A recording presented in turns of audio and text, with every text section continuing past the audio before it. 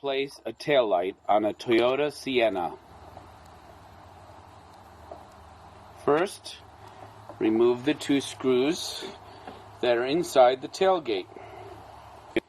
Next, you pull the light out towards you and be careful for the wiring.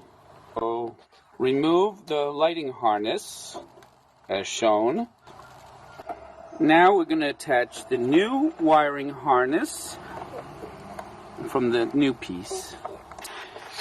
The old light had some spikes that broke off of the actual piece. So we have to pry off those. We're going to pry these out. I'll use a screwdriver. Using a screwdriver, you can pry out the old pieces.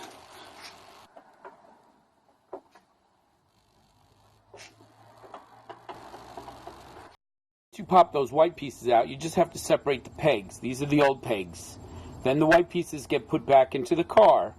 And then the new part has its own pegs that'll clip into those white pieces.